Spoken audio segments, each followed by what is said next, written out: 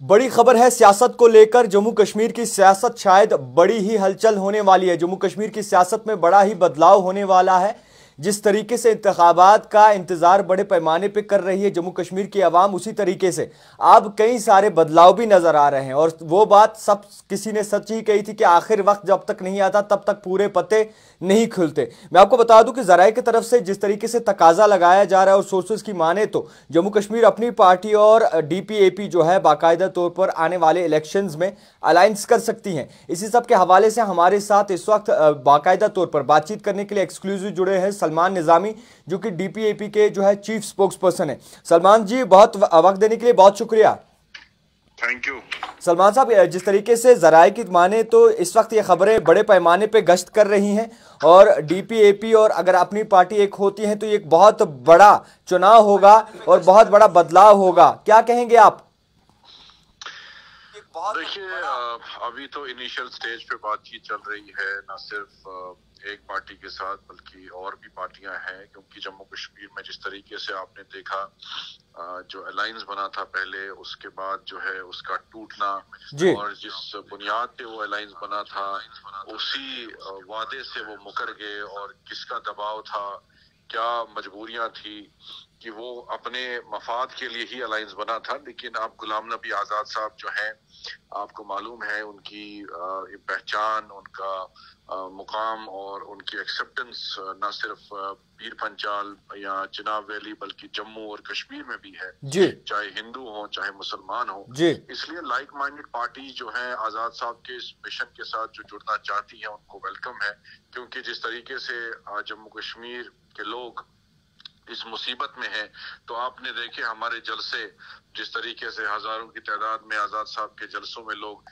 शामिल हो रहे थे और हो भी रहे हैं। आपने हाल ही में जम्मू में देखा, कश्मीर में देखा।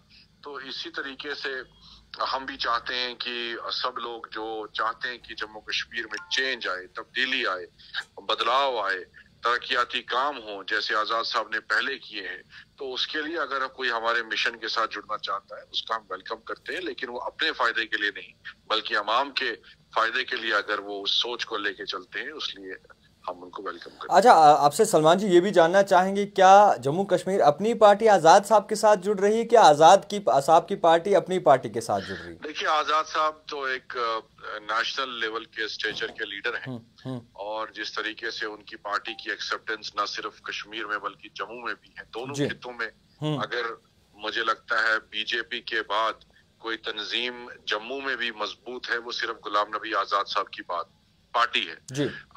बाकी पार्टियां, मुझे नहीं लगता कि नेशनल कॉन्फ्रेंस हो या पीडीपी हो, उनकी जम्मू में कोई बेस है। ये सिर्फ गुलाम नबी आजाद साहब हैं जिनकी पार्टी की बेस कश्मीर में भी है और जम्मू में भी है। तो इसलिए आजाद साहब बहुत कदावर लीडर हैं, पूरे हिंदुस्तान के बहुत बड़े लीडर हैं। तो इसलिए उनकी पार्टी तो किसी के साथ मर्ज तो नहीं हो सकती। हाँ, अलायंस हम कर सकते हैं। अलायंस के लिए बहुत सी पार्टियों ने अप्रोच किया है और पहले भी अप्रोच किया था। तो इसलिए हम सोच विचार कर रहे हैं और बातचीत भी कर रहे हैं, जिससे हमें बेहतर लगेगा हम उनके साथ अलायंस करेंगे। क्या लगता है आने वाले वक्त में जिस तरीके से इस वक्त सियासत का माहौल बना हुआ है, नेशनल कॉन्फ्रेंस उमर अब्दुल्ला एक बयानबाजी करते हैं, फारूक साहब दूसरी बयानबाजी करते हैं, किस तरीके से देखेंगे इस पूरे माहौल को?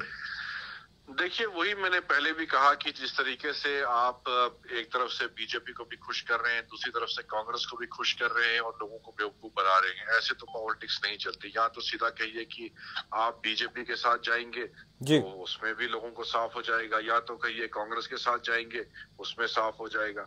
एक तरफ से फारूक अब्दुल्ला साहब कहते हैं कि हम बीजेपी के साथ अलायंस करेंगे, दूसरी तरफ उमर अब्दुल्ला साहब कहते हैं कि नहीं, हम अलायंस नहीं करेंगे।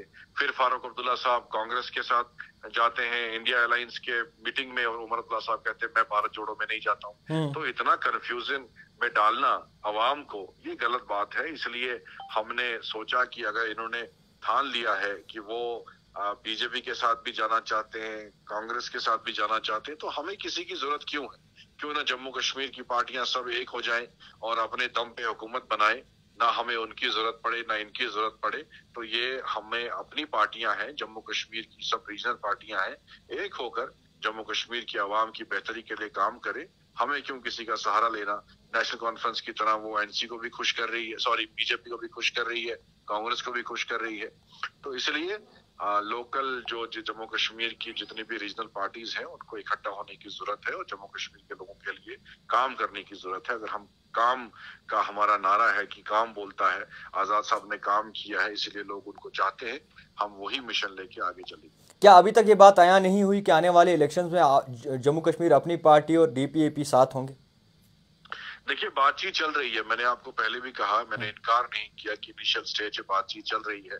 अब उसमें बहुत सी चीजें होती है, कौन कहाँ से लड़ेगा और किसका किस इलाके पे मजबूती है, तो उसे वक्त लगता है, लेकिन बातचीत चल रही है। एक पार्टी के साथ नहीं बल्कि और भी मुख्तलिफ रीजनल पार्टीज हैं, लोग हैं, चाहे वो पॉलिटिकल एक्टिविस्ट हों, चाहे वो इंडिपेंडेंट लीडर्स हो, उनसे बातचीत चल रही है और जो भी अलायंस होगा बहुत मजबूत अलायंस होगा और हुकूमत जो है आजाद साहब बनाएंगे। खैर, बहुत शुक्रिया वक्त देने के लिए। हमारे साथ डीपीएपी के chief spokes person Salman Nizami जुड़े थे।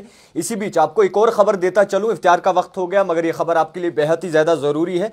जिस तरीके से ये बताया जा रहा था कि डीपीएपी और अपनी पार्टी जो है एकजुट होकर आने वाले इलेक्शंस में, आने वाले इंतखाबात में नजर आएंगी, उसी दूसरी जानिब से ये भी कहा गया कि आने वाले इलेक्शंस में, इंतखाबात में उमर अब्दुल्ला जो है वो कंटेस्ट करेंगे नॉर्थ कश्मीर से।